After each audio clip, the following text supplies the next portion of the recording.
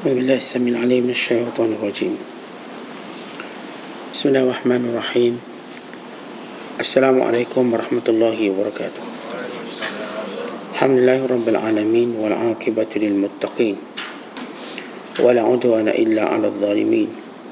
أشهد أن لا إله إلا الله وحده لا شريك له وأشهد أن محمدا عبده ورسوله. اللهم صل وسلم وبارك على سيدنا محمد وعلى آله وصحبه أجمعين وبعد. قال المصنف رحمه الله تعالى: ونفعنا الله به وبعلومه في الدارين آمين. Telah berkata Imam Al-Allamah Syekh Abdul Qadir Al-Jilani, semoga Allah Ta'ala merahmatinya dan kita mendapat manfaat serta barakah ilmunya. Allah Ta'ala telah berfirman, "Was-samaa'i wat-tariq", demi langit dan pengetuknya. Allah Ta'ala telah bersumpah dengan langit dan siapa yang mengetuknya. Dan yang mengetuknya ialah Nabi Muhammad sallallahu alaihi wasallam dengan himmahnya, yang dengan keazamannya dan niatnya. Nabi kita sallallahu alaihi wasallam diangkat naik ke langit yang ketujuh. Lalu Allah berbicara kepadanya sedang beliau melihat Tuhannya dengan mata kepalanya di langit. Manakala di bumi beliau melihatnya, baginda melihatnya dengan mata hatinya. Demikian pula lah keadaan siapa yang lurus hatinya akan dapat melihat Tuhannya, dan dia akan menembusi semua tabir dan hijab yang ada di antaranya dengan langit itu. Semua rahsia dan himmah terus mengetuk dan boleh meneruskan jalan. Ingatlah bahawa dada kaum siddiqin yang telah dipenuhi dengan cahaya-cahaya Tuhan semesta alam itu adalah dada-dada yang bercahaya. Nabi sallallahu alaihi wasallam bersabda, "Ittaqu firasatal mu'min fa innahu yanzuru binurillah." Awas dari firasat orang mukmin, kerana dia melihat dengan cahaya dari Allah. Ya, hati itu bila sudah dekat dengan Allah menjadi langit yang diterangi oleh bintang-bintang ilmu dan matahari makrifat. Para malaikat turut mengambil dari cahaya-cahaya ini. Setiap jiwa mesti ada pemeliharaannya daripada Allah Ta'ala. Dijaganya dari disambar oleh syaitan. Ada pula segelintir manusia yang para penjaganya berdiri dalam barisan untuk menjaga mereka sekalian, dan Allah membentengi mereka dari keliling mereka. Muslimin dan muslimat, sedang penonton yang dirahmati Allah sekalian, kalau sebelum ini kita berbicara tentang apa yang dipesan oleh Syekh Abdul Qadir Al-Jilani supaya menjadikan Rasulullah sallallahu alaihi wasallam ikutan kehidupan kita dalam semua perkara, dengan mengikut segala perbuatan dan sunnah baginda sallallahu alaihi wasallam. Tanda seorang itu benar-benar menundukkan hawa nafsunya, yakni berzuhud daripada kemahuannya dan mengikut perintah Allah Subhanahu wa taala. Dan kita juga telah jelaskan bagaimana suatu perbuatan itu mestilah diniatkan kerana Allah. Kerana itulah yang diperintahkan oleh Allah. Walaupun di sebalik perintah itu ada manfaat kita. Ada manfaat yang kita ketahui, yang berupa manfaat duniawi dan juga ukhrawi. Tetapi niat kita dalam melakukan sesuatu amalan ketaatan kerana lillahi ta'ala, kerana Allah, kerana perintah Allah, lebih kita melihat daripada kita melihat hikmah-hikmahnya, sebab-sebabnya. Kerana orang beriman itu, sesuatu yang dinamakan perintah Allah itu, maka itulah yang menjadi besar dalam kehidupannya. Sebagaimana Allah sebut dalam Quran, "Wa ma kana lil mu'minin wa la mu'minah idza qada Allahu wa rasuluhu amra an yakuna lahumul khiyaratu min amrihim." Tidak patut bagi orang beriman lelaki dan perempuan bila Allah Ta'ala tetapkan suatu perkara untuk dia melarikan diri daripadanya, atau untuk mengambil yang lain daripadanya. Artinya orang beriman melihat sesuatu itu perintah Allah dan kerana Allah. Walaupun kita katakan semalam tidak salah, kita melihat kelebihan solat duha, rezeki, kelebihan kita buat itu dan ini mendapat keberkatan umur dan usia kita, diberikan kasih sayang makhluk kepada kita, itu tidak salah. Namun kita ingin mencontohi baginda SAW pada himah yang lebih tinggi, iaitu melakukannya kerana ia adalah perintah Allah. Maka itu yang kuat. Sebab itu Syekh Abdul Qadir melanjutkan pembicaraannya tentang Nabi SAW. Kenapa kita kena ikut Rasulullah? Kenapa kita kena ikut Nabi SAW? Kerana baginda satu-satunya makhluk Allah yang sampai pada Allah. Baginda satu-satunya contoh bagaimana nak melalui jalan menuju pada Allah. Bukan para ulama menyatakan semua jalan yang berlawanan dengan Nabi SAW tidak mungkin akan sampai. Kata Imam Ibrahim Nasrul Abadi, seorang sufi yang agung, beliau menyatakan asal tasawuf itu ialah melazimi Quran dan sunnah Nabi SAW. Asal tasawuf maksudnya aslu tasawufi, pokok pangkal kesufian, ialah mulazamatul kitab was sunnah, iltizam dengan Quran dan sunnah Nabi SAW, wa tarkul bid'ah wal ahwa, tinggal semua perkara bid'ah dan hawa nafsu, wa ta'zim hurumatil masyayikh, dan muliakan guru-guru yang kita ambil ilmu daripadanya, wa ru'yatu a'dzaril khalqi, dan menerima keuzuran makhluk, menerima kekurangan mereka, wal mudawamatul alal awrad, senantiasa berzikir kepada Allah Ta'ala, wa tarku irtikabir rukhsi wat ta'wilat, meninggalkan perkara yang mudah dalam agama. Rukhsah maksudnya tidak mengambil sambil lewa dalam agama, dan tidak mentakwil dalam agama. Maksud takwil, ada je alasan-alasan kita untuk tidak melakukannya. Saya ni sakit sebab tu saya tak ke masjid, saya gini, saya gitu, walau dia boleh mengatasi. Maka bila seorang itu kita kata nak bertasawuf, maka pokok asal benda paling utama ialah mulazamatul kitab wa sunnah. Mesti dia irtizam dengan Al-Quran dan sunnah Nabi SAW. Sunnah itu apa dia? Sunnah itu ialah Rasulullah. Rasulullah sallallahu alaihi wasallam sendiri. Sebab itu bila Syekh Abdul Qadir baca ayat was-samaa'i wat-tariq, demi langit dan juga pengetuknya. Baik, at-tariq ini ada, supaya sebelum kita jelaskan apa yang disebut oleh Syekh Abdul Qadir, kita lihat penafsiran para ulama dan kitab tafsir.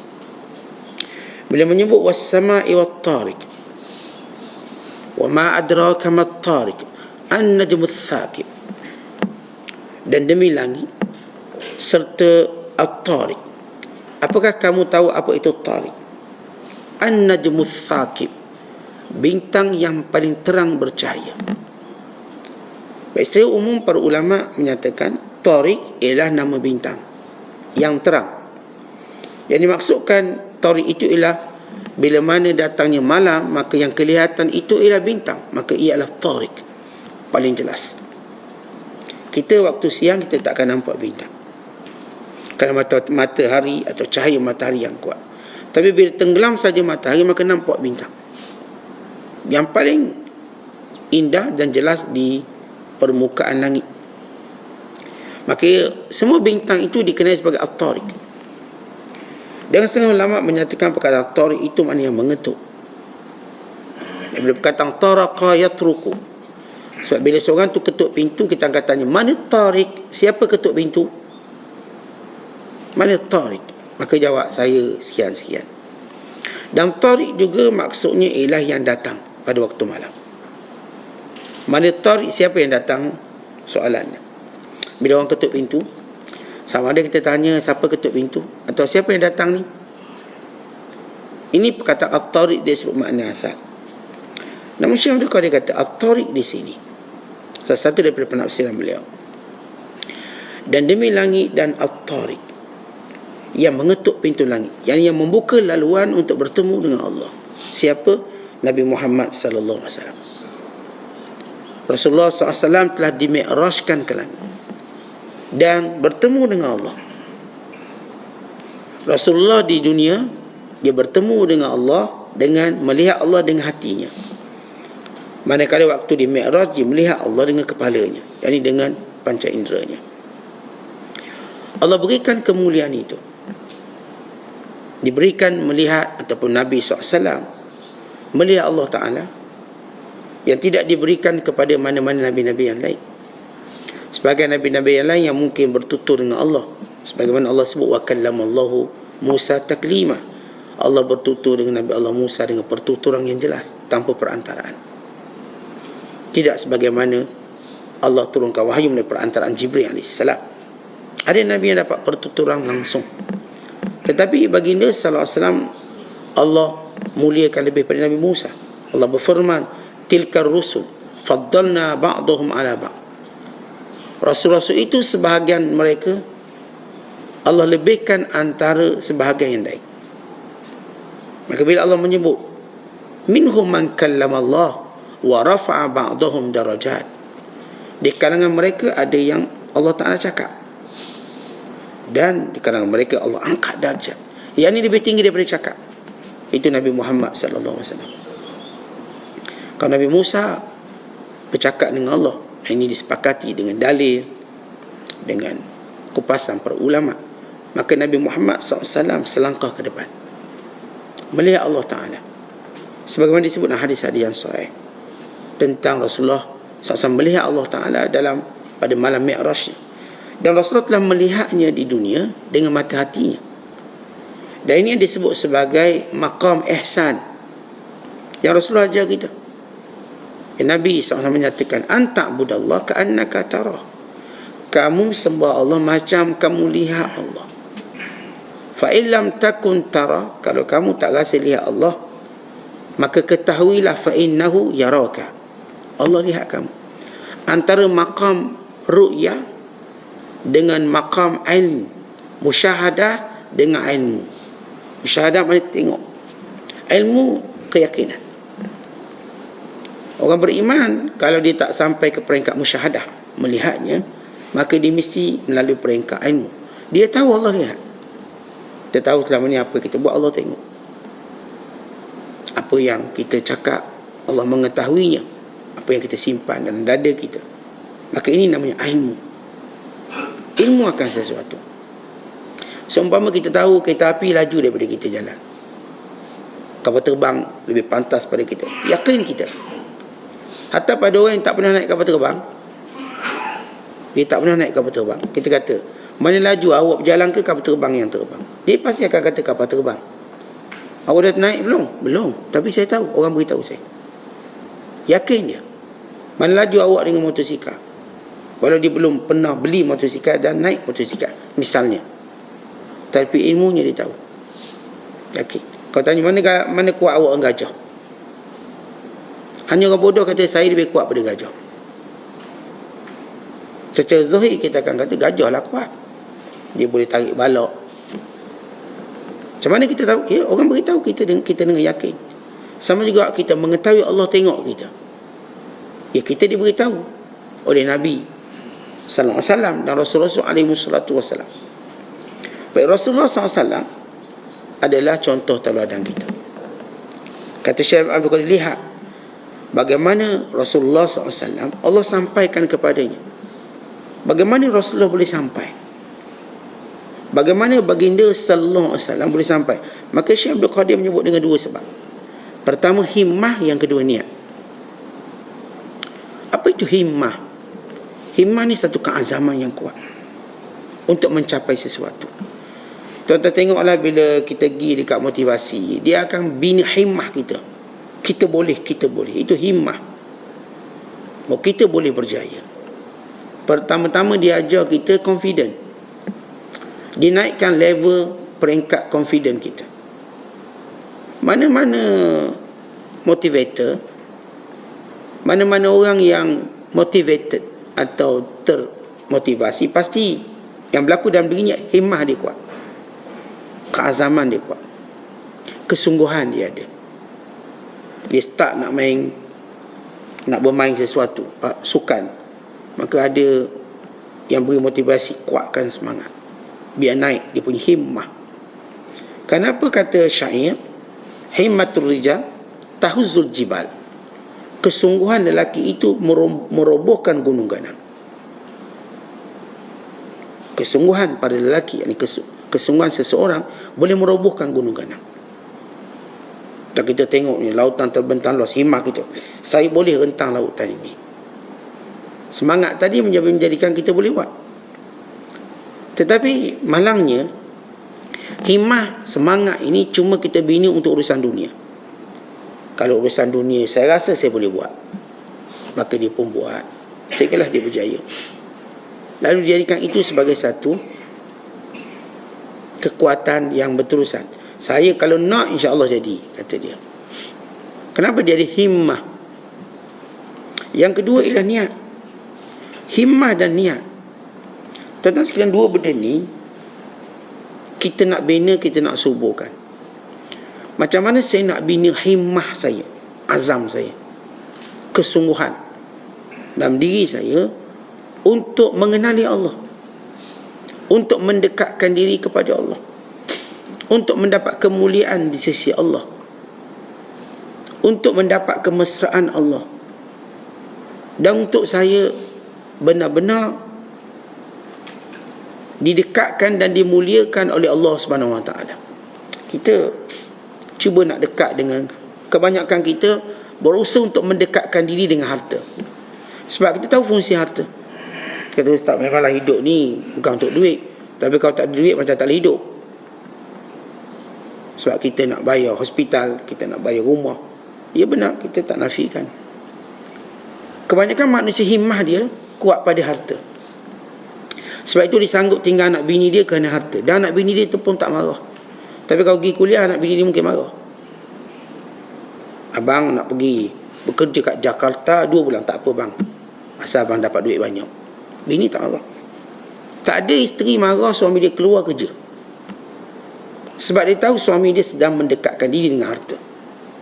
Dan harta tadi dia akan bawa balik, beri manfaat pada dia. Maka kita tengok ada suami kerja kat China, kerja kat mana, Sudan, Qatar, bini kat Malaysia. Bukan tinggal sebulan, kadang makan tahun. Masa PKP ada suami duk kerja luar negeri 2 tahun tak balik-balik. Tinggal ayah, tinggal mak. Walau dia sayang mak ayah dia, kenapa dia tinggal? Kerana takluk hati dia pada harta tu kuat. Kalau kita beritahu ni ada satu pekerjaan, tapi bahaya, mungkin boleh mati, tapi gaji lumayan. Gaji lumayan. Orang nak tak? Orang ambil. Orang akan ambil. Yang panjang bangunan 20 tingkat, 40 tingkat. Ni sahabat kita daripada Bangladesh, tinggal Bangladesh untuk kerja kat Malaysia. Sahabat daripada Pakistan, sahabat kita, saudara kita daripada belahan dunia. Semuanya buang ataupun tinggal orang-orang yang disayang. Kita tanya kawan-kawan kita Bangla, awak tinggal bini berapa tahun? 5 tahun dah tinggal. Tak balik. 2 tahun. Kenapa? Himmah dia pada harta. Memang kuat manusia. Bukan kita cerita Bangladesh, Pakistan, kita pun kita. Himmah kita pada harta kuat. Sebut je tempat di mana kita akan mendapat harta, maka kita sungguh-sungguh. Yang ni ke sini, yang tu ke situ. Itu himmah. Dia terus bekerja sampailah pencen, untuk dapat harta. Kemudian baru sekarang, okey, sekarang dah simpan duit. Okey, sama kita gunakan harta tadi. Bila himmah kita cuma harta, kerana itu kita jauh dari Allah. Sedangkan harta itu ialah makhluk Allah, macam kita. Allah bila sebut dalam Quran tentang perangai manusia, bila Allah Ta'ala menyatakan yuhibbunal mala hubban jamma, kamu semua cintakan harta dengan cinta yang jamma, seluruh cinta kamu kat situ. Jamma, hubban jamma, cinta sangat-sangat. Sehingga macam saya katakan tadi, kita boleh tinggal isteri kita, anak kita. Ada sayang anak ni umur 2 tahun, 3 tahun berbetatih, tapi tinggal. Kenapa? Harta. Sebab niat kita nak pulang balik pada isteri dan anak kita. Dan tak ada saya kata isteri yang marah suami cari harta. Kalau suami nak cari Tuhan, masalah sikit bagi setengah isteri. Sebut cari harta tak pergi. Abang pergi. Nanti abang boleh raya, nanti boleh balik banyak sikit. Itu yang menghijab kita daripada Allah. Kerana himmah kita dibina untuk urusan duniawi. Sejauh mana kekuatan kita untuk mencari Allah dalam hidup ini? Sejauh mana kita nak cari Allah? Berpagi, bertengah hari, berpetang kita untuk mencari Allah. Kerana Allah ni yang pemilik semuanya. Harta kita, kemuliaan yang kita nak cari, kebahagiaan yang kita dambakan, keselesaan, keamanan, semuanya itu milik Allah. Sebab tu lihat apa kata Nabi Allah Ibrahim. Inni muhajirun ila Rabbi. Aku berjalan menuju pada Allah. Bagaimana Allah perintah fafirru ila Allah. Larilah kamu semua berlindung kepada Allah. Tentang umpama kita bila hujan lebat datang, lalu kita nampak satu tempat teduhan, lalu kita berlari untuk ke tempat teduhan tersebut. Sebab yang lain ini mungkin memudaratkan kita. Umpama kita dalam kelemasan, kita nampak sesuatu objek yang terapung, lalu kita akan berenang ke sana untuk berpegang, berpaut padanya, kerana kita tahu yang lain semua akan binasakan kita. Maka demikian kita lari kepada Allah, berlindung kepada Allah daripada segala kelalaian dan musibah. Orang awam macam kita akan cari Allah bila dilanda musibah. Ini orang awam macam saya dan macam tuan-tuan. Susah, isteri cari Allah, doa, anak, masalah itu, masalah ini. Tetapi orang atas pada kita sikit, orang khawas, mereka bukan cari Allah ketika mana mereka susah, ketika mana mereka merasakan mereka lalai, mereka cari Allah. Saya lalai ni, saya akan cari Allah. Itu obat kelalaian. Orang yang atas sikit, mereka mencari Allah kerana mereka mengetahui bahawa mereka mesti dan wajib kembali pada Allah. Mereka tahu, sebab mereka hamba Allah. Setiap hamba kena kembali pada Tuhan dia. Namanya hamba. Dia ketahui dia mesti balik, nanti tuang dia marah. Dia mesti secepat balik. Kalau kita sebut seorang hamba, yang tuan dia kata kamu pergi beli barang sekian, maka si hamba ni dalam kepala dia dua je. Dia akan beli barang dan pulang sampaikan barang. Tidak ada keributan dan kesibukan lain. Maka dengan segera dia pulang. Tentang kita hamba Allah, kita mesti pulang kepada Allah. Cepat atau lambat kita akan pulang. Maka kita ke sini untuk satu tujuan. Tujuan yang Allah Ta'ala jelaskan kepada kita.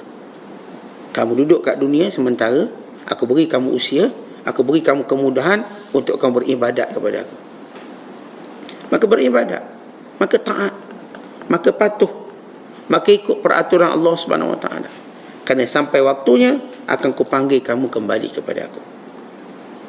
Maka sebab itu saya katakan kita nak perkuatkan himmah kita. Azam kita ialah untuk kenal Allah, untuk dekat dengan Allah. Biar itu keazaman kita. Bukan kita menolak cari harta, cari pangkat, tapi itu bukan keutamaan. Cari Allah dalam hidup. Bila kita jumpa Allah dalam hidup kita, maka kita akan kenal diri kita. Lagi kita tak jumpa Allah, kita tak kenal diri kita. Umpama saya katakan, saya tak akan kenal diri saya melainkan mak saya beritahu saya siapa.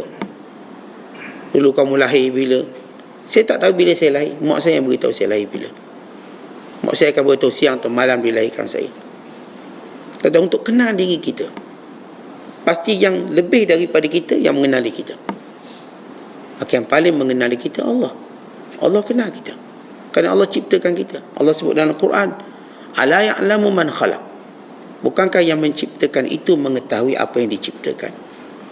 Wa huwal latiful khabir. Allah itu mengetahui tentang kamu dengan sedetail-detailnya. Allah tahu tentang kita. Sebab itu bila kita kembali kepada Allah, maka kita akan kenal diri kita. Dan kita tahu siapa kita. Di situlah barulah betul perjalanan hidup. Satu orang yang tak kenal dirinya, melalui cara mengenali Allah. Tuan-tuan nak kenal diri bukan tengok IC. Kenal diri dengan cara kenal Allah. Bila kita kenal Allah, refleksinya ialah kita kenal diri. Dan selepas itu kita akan kenal lagi Allah. Ingin nak tahu saya siapa saya, maka kenal Allah. Maka Allah pun cerita dia ciptakan kita, memberi rezeki pada kita, mentakdirkan segala urusan kita, yang mematikan kita, yang kita akan kembali padanya untuk hisap dan dibicara. Allah akan masukkan kita sama ada syurga atau neraka. Maka kita pun kenal, oh ya, kita tahu tentang diri kita melalui Allah. Maka kita pun bersungguh-sungguh untuk kenal Allah dengan beribadat kepadanya. Maka ketika ini kita kenal Allah. Mula-mula kita kenal diri kita, tapi dengan Allah. Maksudnya tuan-tuan tak akan kenal diri dengan temenung tepi tangga. Kita perlu kenal diri kita dengan mengenali Allah. Dan selepas itu, lepas kita kenal diri kita, maka kita akan kenal Allah sebenarnya. Itu disebut makrifat. Perjalanan kita sekarang menuntut ilmu untuk kenal Allah bagi mengenal diri. Bila tuan-tuan, kalau kita semua dah kenal diri, barulah bermula waktu mengenali Allah. Tapi kita belum kenal diri kita. Masih kita rasa kita sombong, masih kita rasa kita gagah, masih kita rasa kita macam tak mati, kekal. Itu perangai kita. Lalu kita lalai. Lalu kita tak mengambil iktibar dengan kematian yang kita dengar, yang kita lihat. Kenapa? Kerana kita belum kenal diri kita. Yang diusung atas para jenazah itu ialah kita. Yang dikebumikan itu ialah kita. Bukan dia, tapi kita. Maksudnya ialah akan sampai ke dalam kita.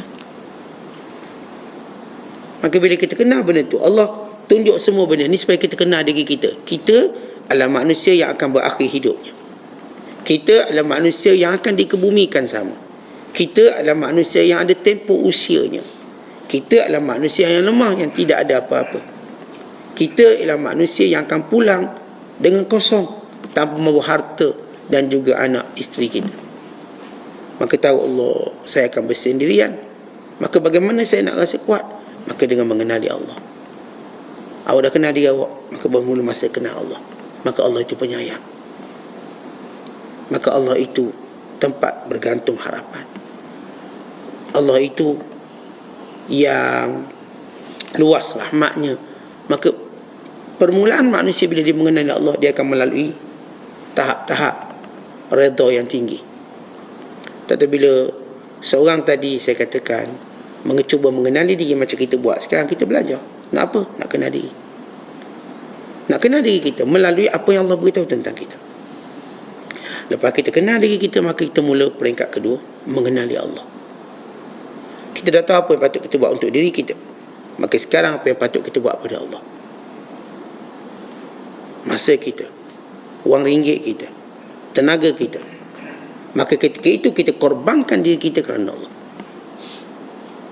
Para sahabat ridwanullah alaihi ajma'in melalui peringkat mereka mengenali Allah di kota Mekah. Peringkat mereka mengenali diri mereka di kota Mekah. Dan peringkat mereka mengenali Allah di kota Madinah. Kerana itu selepas mereka kenal Allah, mereka disyariatkan untuk berperang. Sebab orang yang belum kenal dirinya tak akan mampu berperang. Orang yang dah kenal dirinya, kemudian dia mengenali Allah, maka dia akan korbankan nyawanya. Dia akan mati kerana Allah. Maka mereka pun sanggup mati kerana Allah. Maka semua sahabat mereka ada satu sifat, berani mati kerana Allah. Maka itulah yang membezakan mereka dengan munafikin. Orang munafik tak berani. Setiap kali perang mereka beri alasan, anak, bini dan sebagainya. Kerana mereka bukan sekadar tidak kenal Allah, mereka tak kenal diri mereka sendiri. Ini bagaimana perlunya membina himmah. Kemudian yang kedua ialah bina niat. Tentang niat, apa beza himmah dengan niat? Himmah kita disebut kesungguhan. Niat sesuatu yang memang menetap di hati kita, walau apa keadaan. Umpama kita solat, kita niat nak solat, maka dalam bermula takbiratul ihram sampailah kita beri salam, kita tahu kita dalam solat. Kita tahu, itulah niat. Kita selamanya tahu kita buat semua ini kerana Allah, niat kita. Niat satu benda yang akan kekal dalam diri kita. Himmah suatu keazaman yang akan menggerakkan, yang akan memastikan matlamat itu sampai. Niat itu untuk terus menjadi sumber ataupun sumbu kepada keazaman. Kerana orang yang tak ada niat, maka keazamannya akan rosak. Niat kena ada. baru datang ke azaman. Niat saya nak solat, maka datang kesungguhan dia. Kemudian kata Syekh Abdul Qadir, kalau kamu ada niat dan himmah sebagaimana Rasulullah ada niat dan himmah, maka akan dibuka tabir dan hijab sehingga kamu dapat melihat sesuatu dengan hakikat. Ini disebut sebagai firasat. Tuan-tuan, kita dah bicara tentang firasat. Apa itu firasat? Mengetahui yang batin, mengetahui sesuatu dengan sebenarnya. Ada firasat ini berkait dengan muamalah kita dengan makhluk. Ada firasat ini ialah muamalah kita dengan Allah. Tuan-tuan, bila kita sebut firasat, ada 3 anggota ataupun 3 deria utama yang akan berfungsi dalam firasat. Pertama, mata. Yang kedua, telinga. Yang ketiga, hati.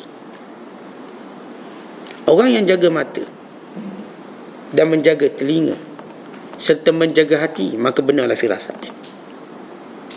Orang yang tak boleh jaga mata, tak boleh jaga telinga dan tak boleh jaga hatinya, maka tak akan betul firasatnya. Kalau seorang menjaga mata daripada melihat yang haram, melihat perkara yang dimurkai oleh Allah, maka pandangannya menembusi hijab.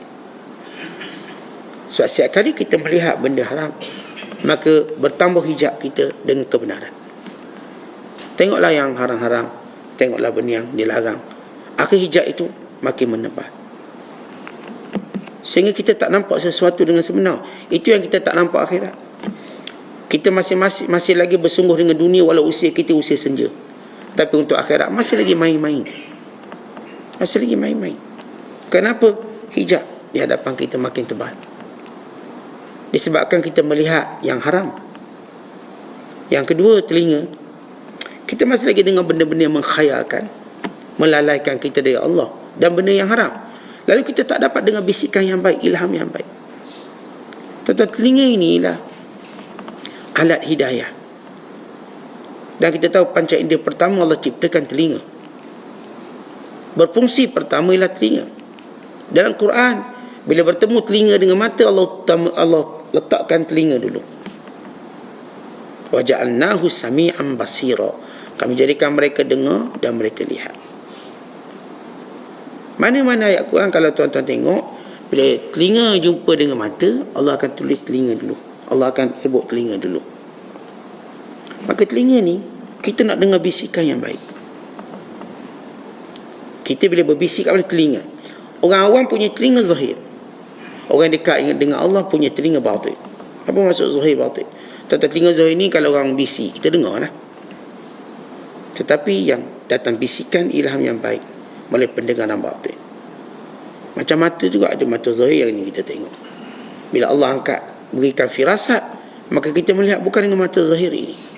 Nampak. Telinga pun sama, dengar. Sehingga kita dapat membezakan apa yang didengar itu kata-kata yang baik atau buruk, kata-kata hidayah atau sesat, kata-kata Tuhan atau syaitan. Yang disebut dalam hadis Nabi SAW, setiap kita ini akan mendengar 2 bisikan. Itu bisikan dipanggil lammah. Dalam hadis sebut lammah, lammatan, lammatun minal malaikah wa lammatun minas syaitan.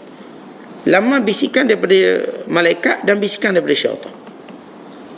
Bila syaitan bisik kita, itu yang kita buat.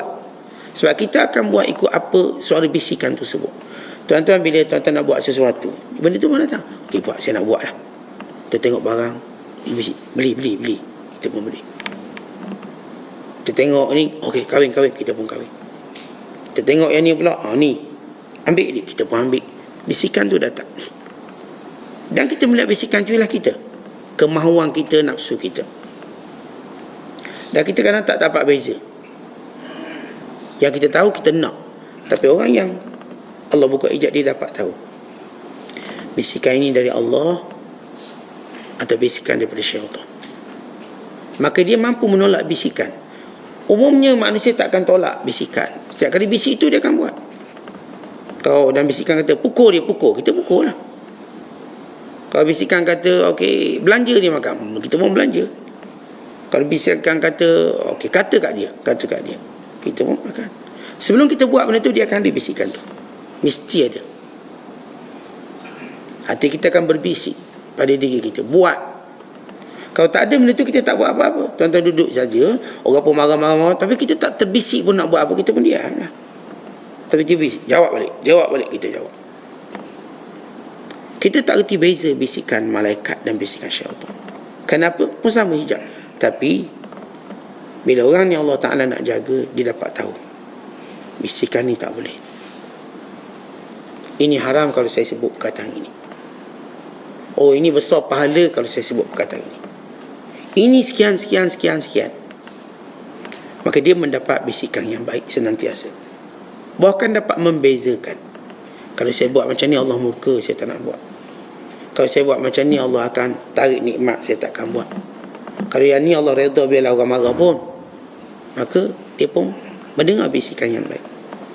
Tuan-tuan, kita tengok kalau si isteri minta cerai sebagai contoh, kan dia mendengar bisikan yang berkata minta cerai lah. Dia tak dapat membezakannya kerana syahwatnya. Dan seorang suami pun sama, waktu dia ceraikan isterinya pun sama. Dia tak dapat bisikan yang baik, sehingga dia cerai lah, senang-senang. Tapi orang yang berada dalam keadaan ketenangan lain, dia nak buat sesuatu, maka datang pemeliharaan Allah Ta'ala padanya. Dia tak akan buat sesuatu yang akan merugikan agama. Kita, setengah orang bila dia buat sesuatu, asalkan dia puas hati. Ini orang yang tak tahu beza bisikan syaitan dan malaikat. Nak buat biar puas hati saya. Ini orang yang memang tak dapat bisikan yang baik. Tapi seorang yang bila dia nak buat sesuatu, dia akan berfikir. Ini yang disebut dalam hadis, at-ta'anni minar rahman, bersikap hati-hati tadi daripada Tuhan. Wal ajalatu minasyaitan, gopoh-gapai itu dari syaitan. Maka kita nak ta'anni, berhati-hati sebelum kita bercakap, sebelum kita buat sesuatu. Dan yang ketiga ialah hati. Kita sebut tadi mata, telinga, hati. Apa yang terlintas di hati kita akan membezakan apakah itu firasat ataupun itu was-was. Bila Allah sebut dalam Quran, allazi yuwaswisu fi sudurin nas minal jinnati wan nas, yang mewaswaskan apa yang ada dalam dada manusia, waswas daripada jin dan manusia. Kita, tuan-tuan, hati kita, wa imma kita menerima was-was, bisikan syaitan, manusia yang jahat, atau kita mendapat firasat yang baik. Maka sebab itu bila kita renung surah An-Nas, kita baca qul a'udzu birabbin nas, malikin nas, ilahin nas, min syarril waswasil khannas, alladhi waswisu fi sudurin nas minal jinnati wan nas. Perhatikan surah An-Nas. Bila Allah menyebut tentang was-was, was-was ni bukan orang ambil wuduk 4 kali 5 kali itu was-was lain. Ataupun yang angkat niat tak sudah tak habis-habis, itu was-was lain. Kita cakap was-was yang paling bahaya. Was-was macam tu tak bahaya, maksud tak terlalu bahaya. Ada was-was yang paling bahaya, yang dia tak angkat takbir 8 kali 10 kali, bukan yang tu. Orang berpenyakit was-was tentang sementara dunia, kekal akhirat, benar janji Tuhan, dia was-was. Saya tetap cari janji manusia berbanding janji Tuhan. Was-was dia. Dia tak berani atau dia tak meyakini janji Allah secara benar. Dia was-waskan. Tak apalah, kan dunia ni, buat dunia dulu, kan ni untung ni. Sehingga hilang pertimbangan dia dengan keuntungan akhirat. Ini penyakit was-was paling bahaya. Inilah yang dimaksudkan dalam Al-Quran. Syaitan dan manusia was-waskan dalam dada kita. Jangan pedulikan akhirat, jangan peduli redha Allah, keampunan. Kita nak di dunia ni. Sebab itu kita lihat ramai manusia pergi pada dunia. Allah sebut dalam Quran, bal tu'thiruna al-hayatad dunya, kamu terus menerus melebihkan kehidupan dunia. Wal akhiratu khairun wa abqa, sedangkan akhirat itulah yang baik, yang kekal. Akhiratlah sebenar matlamat, tak tetap kejar dunia.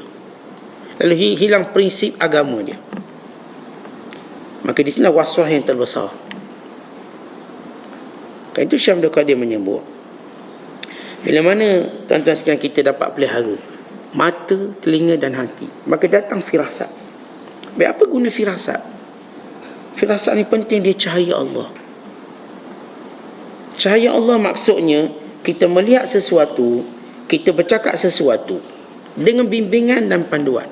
Saya tak akan tengok melainkan dengan bimbingan dan panduan. Saya tak akan bercakap melainkan dengan bimbingan. Saya tak akan berfikir melainkan dengan bimbingan. Kita ada guide. Firasat menjadikan seorang itu bertindak sentiasa benar. Dia nak kawan dengan siapa, dia nak kahwin dengan siapa, dia nak bersyarikat dengan siapa, dia nak ziarah siapa. Semuanya ini adalah firasat yang akan menjadi panduan kepada dia. Dia tak akan mudah tertipu kerana firasat yang Allah berikan kepadanya. Dia ada firasat. Kita tahu bahawa imam kita, Imam Asy-Syafi'i, antara ulama yang paling banyak firasat. Allah beri dia firasat. Sehingga bila nak berhijrah pun dia tahu kenapa dia hijrah ke Mesir. Bukan pakat gi je. Macam kita kan pakat gi je. Asal ada duit banyak, pergi sana lah. Tak. Imam Syafi'i dia, bila ditinggalkan kota Baghdad menuju ke Mesir, dia pun ada sebab. Firasatnya benar. Apa yang akan dia peroleh di Mesir? Firasat dia. Dan firasat ini menjadikan Allah protect orang tu daripada buat salah. Apatah kalau dia berada pada keadaan-keadaan yang utama. Tetapi bila kita baca kisah seorang tabi'in terkenal, Iyas bin Muawiyah radhiyallahu ta'ala anhu. Iyas ni tabi'in. Ayahnya bernama Muawiyah bin Qurrah, seorang sahabat Rasulullah. Iyas terkenal antara tabi'in yang firasatnya kuat, tepat. Dia dilantik menjadi qadhi. Waktu jadi qadhi, maksudnya hakim.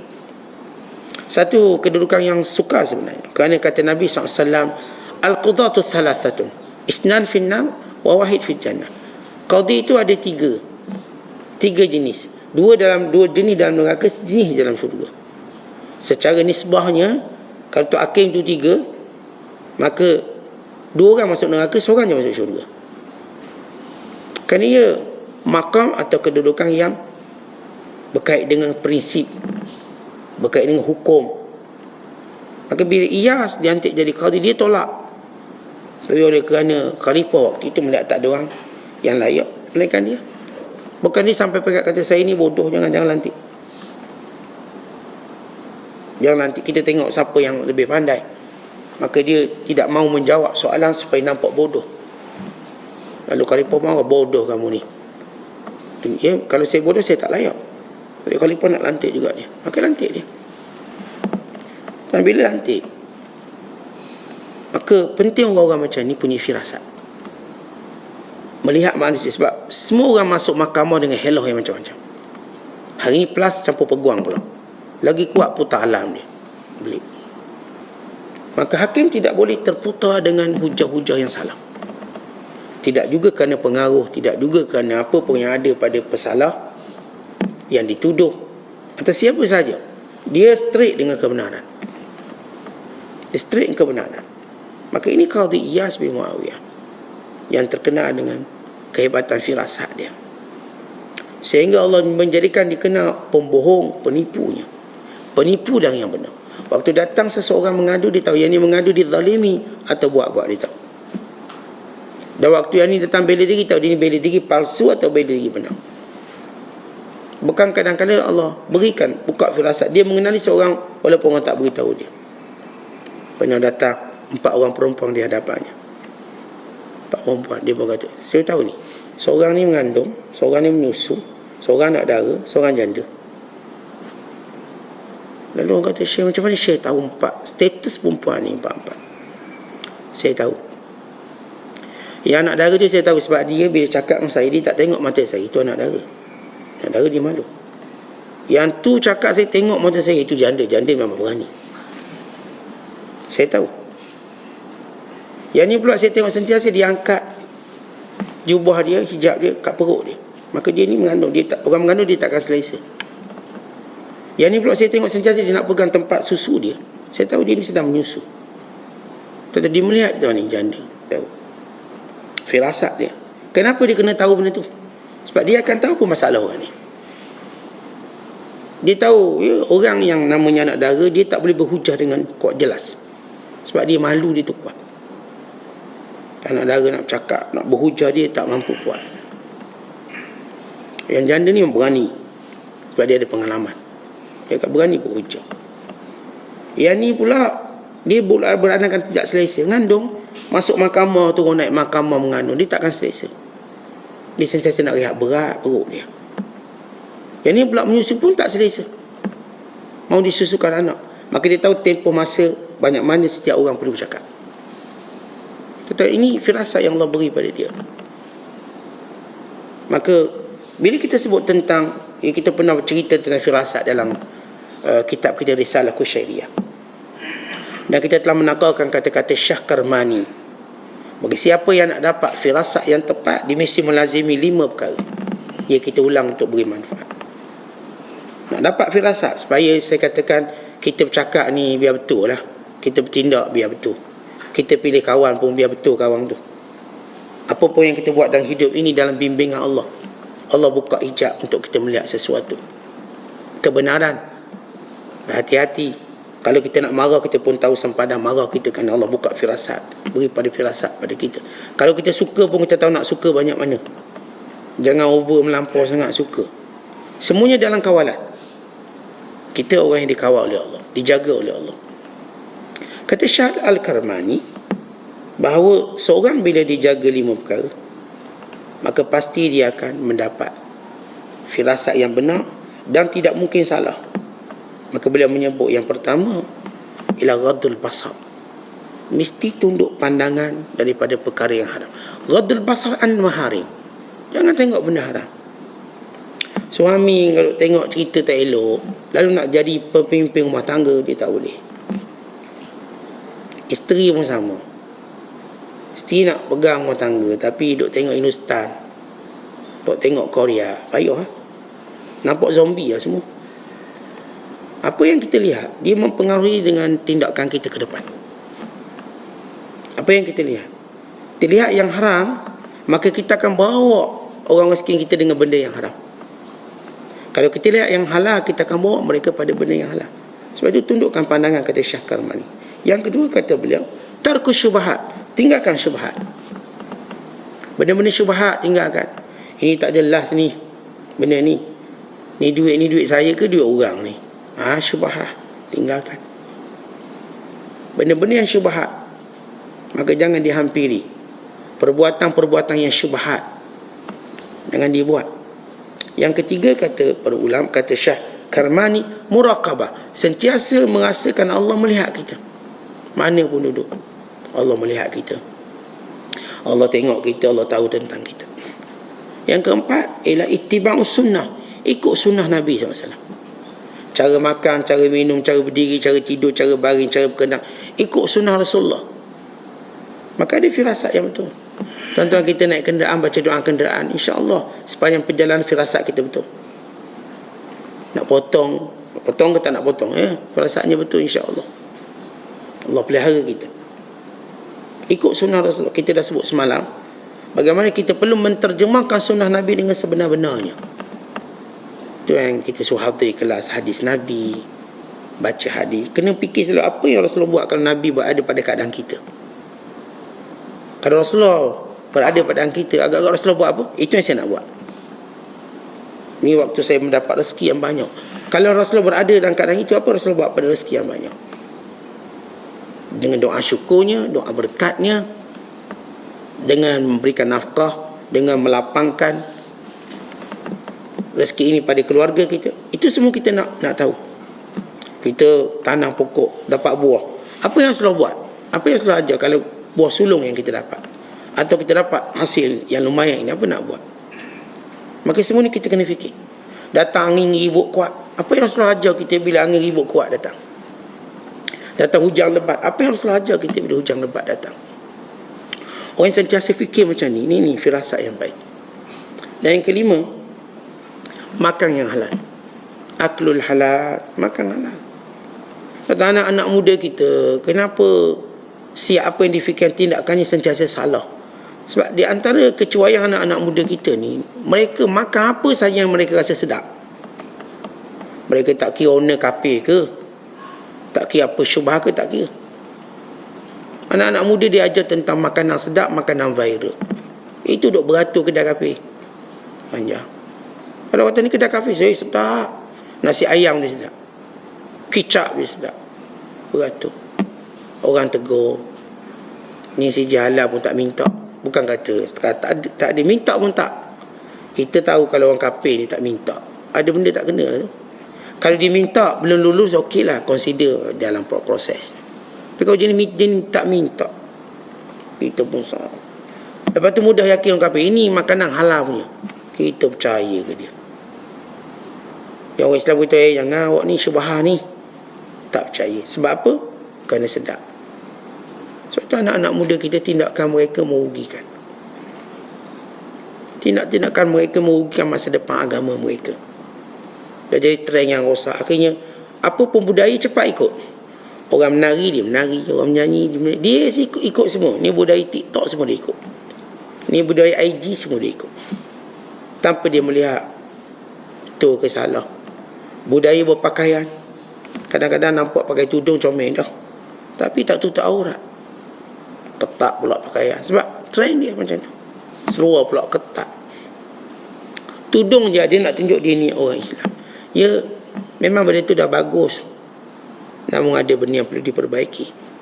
Sebab saya dah kata manusia ni, perangai kita nak terbaik. Kalau bab dunia nak terbaik, takkanlah bab agama tak nak yang terbaik. Sedangkan agama tu kekal. Jadi bab makan minum kena jaga kita mak ayah. Antara perkara kita nak protek agama kita, perhatikan apa yang dia makan dan dia minum.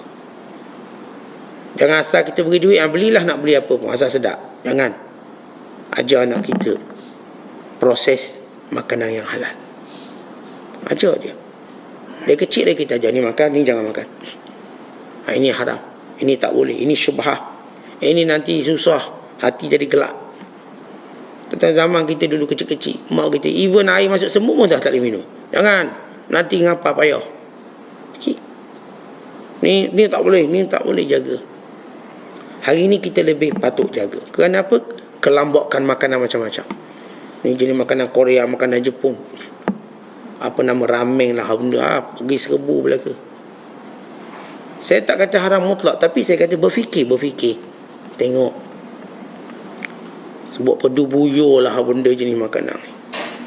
Restoran macam-macam. Tetap perhatikan. Kita tak kata haram, kita suruh perhatikan. Kalau benar dia halal, okey. Walaupun kita lebih rela ataupun kita lebih suka anak kita makan makanan yang kita jelas halal. Kita sebut nasi Arab jelas, kita pun tak was-was. Nasi Arab, cuma tak jelas harga mahal murah, itu je, tak apa. Tapi jelas halal nasi Arab.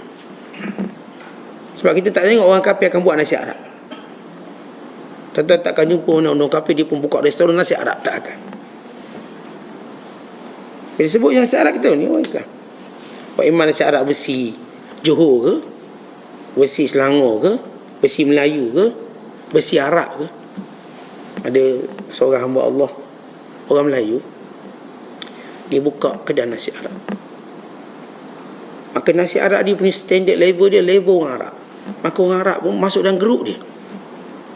Ni level Yamani. Nasi ni orang Yaman lah biasa buat. Level dia. Lalu mereka puji, macam mana dia ni orang Melayu boleh buat sesedap macam ni. Saya pun ajak lagi sekali. Itu sedap, level dia bagus. Sampai ni orang Arab pun berbual tentang sebab nasi Arab ni. Baik, kita yakin kalau sebut nasi Arab, yakin halal. Ada orang tanya, kita ajak makan nasi Arab, nanti ada halal yakin? Tak ada orang tanya. Sebab keyakinan Islam ni tinggi. Jadi maksudnya ialah kalau anak kita tuan suka makan nasi Arab, kita pun tenang. Sebab apa? Halal. Tapi kalau dia suka makan Korea, Jepun, takut kita, tu negara kafir. Makanan ni memang berasas pada benda tu, benda haram, baik mi dia dan sebagainya. Lalu kita biarkan anak kita berleluasa dengan benda tu. Kita bimbang, takut haram. Sebab itu untuk mendapat firasat yang baik, ini 5 perkara yang perlu kita jaga. Kenapa pentingnya firasat? Kerana kita akan melihat sesuatu dengan sebenarnya. Orang ni bila Allah beri dia firasat, dia makin dekat dengan Allah, makin dekat. Tapi kalau pandangan kita bercampur bau dengan syahwat, bercampur bau dengan dunia, bercampur bau dengan syaitan, kita cuma makin jauh dari Allah. Siap yang kita pandang, siap yang kita dengar, siap yang terlintas di hati kita, menambahkan jarak kita dengan Allah makin berjarak. Aku tak rasa lagi sensitif dalam agama. Hari ni kalau nak cakap agama sikit, tangannya jangan tunggang agama. Atau golongan yang suka sebut tunggang agama, mereka nak menjadi golongan sekular untuk cuba bebaskan dia agama. Bab politik jangan cerita bab agama, itu tunggang agama. Ini nak bini, nak tunggang apa, ini nak tunggang syaitan. Mereka takutkan kita. Kalau bila kita bercakap agama, awak jangan guna agama. Kita agama yang kita gunakan untuk menjaga hubungan kita dengan Allah. Yang kalau dimaksud tunggang menyeleweng dalilnya, ya betul. Tapi kalau masuk tunggang bila kita bercakap sedang, ni Islam yang suruh. Jangan sebut Islam suruh, itu tunggang agama. Tak, itulah agama. Agama ini perintah dan larangan daripada Allah, bukan daripada logik manusia. Tapi mereka cuba jauhkan kita. Bila cakap agama, jangan tunggang agama. Untuk mereka bebaskan diri mereka untuk berpahaman sekular. Tentang ini, istilah ini dimomokkan oleh golongan sekular yang cuba pisahkan agama daripada kehidupan. Sebab tu bila ideologi politik agama, dia kata ini tunggang agama. Habis ideologi mana awak nak? Ideologi komunis? Ini bagus, betul. Ideologi sekular? Ini bagus, betul. Dia sebut ideologi agama, ini mempergunakan agama dan bangsa. Tentang ini agama yang kita perlu gunakan untuk jaga diri kita. Allah turunkan agama untuk kita jaga diri kita, berhujah dengannya, berekonomi dengannya, bertindak dengannya. Semua kita bertindak dengan agama. Ekonomi kita agama, semua kita bercakap agama. Maka itu yang benar. Tapi saya kata ada orang nak jarakkan kita dari agama, lalu disebut penunggang agama. Ni semua penunggang agama ni sebenarnya mereka nak menjadi penunggang iblis, penunggang syaitan. Kan yang tunggang agama ni akan selamat lagi. Kan dia masih lagi pegang agamanya. Yang ni tu tunggang iblis, tak ada dah no agama. Jadi kalau kita lihat, bila manusia nak hidup cara tanpa agama, maka langkah-langkah yang mereka langkah itu makin menjauhkan mereka dari Allah. Akhirnya sensitif agama dah tak ada. Bermula hilang sensitif agama, bermula daripada sensitif bab makan minum. Tentu kita nak tengok orang tu agama dia drop, termasuk kita lah. Perhatikan apa yang masuk dalam mulut dia. Kalau orang ni, kata ulama, dia tak pernah fikir apa yang masuk dalam mulut dia, maka jangan kamu percaya agama ni. Dia boleh belakang makan kat mana pun okey. Jangan percaya agama ni. Tapi orang yang kita tengok dia jaga, dia tanya, maka kita tahu dia orang jaga agama. Itu mukadimah yang penting. Baik kita, baik anak-anak kita. Dan juga cara kita mengenali orang. Saya kata kalau tuan-tuan berkawan dengan orang yang asal makan sedap, kita tahu dia memang tak peduli agama. Dia tak ada sensitif agama. Dia sedapkan diri. Kan tengok tukang masak tu Melayu, yelah tu. Dia sedapkan dirinya sendiri, walau tahu itu salah. Asas benda itu jelas. Sebab itu firasat menjadikan manusia ini mengenali Allah dengan sebenar. Orang beriman sentiasa Allah berikan pada mereka nur, cahaya. Dengan nur mereka akan bertindak. Sebab itu mereka tak putus asa, mereka sentiasa kuat, mereka sentiasa bersemangat. Pengharapan mereka pada Allah tidak pernah pudar. Bersama saya Allah, macam mana pun saya susah, Allah bersama saya. Kan dalam dirinya ada nur. Jangan padamkan nur kita dengan makanan yang haram. Jangan padamkan nur Allah dengan perbuatan syubhat kita. Maka ini peri penting firasat dalam kehidupan orang beriman, supaya kita sentiasa mendapat cahaya dari Allah. Dengan cahaya tadi kita akan dekat dengan Allah. Dengan cahaya tadi kita dipelihara oleh Allah. Dengan cahaya tadi kita dapat menyuluh, melihat setiap perkara yang akan membinasakan akhirat kita. Maka kita akan tinggalkan benda itu supaya kita kembali pada Allah dengan selamat. Ini disebut oleh Allah, illa man atallah biqalbin salim, melainkan orang yang datang kepada Allah dengan hati yang selamat. Salim ai, kata ulama, biduni illah, tak ada penyakit. Penyakit apa? Penyakit agama. Penyakit menjauhkan diri dari agama. Maka hati kita sejahtera, balik jumpa Allah Ta'ala dengan firasat yang menjadi panduan kehidupan kita. Wallahu a'lam. Assalamualaikum.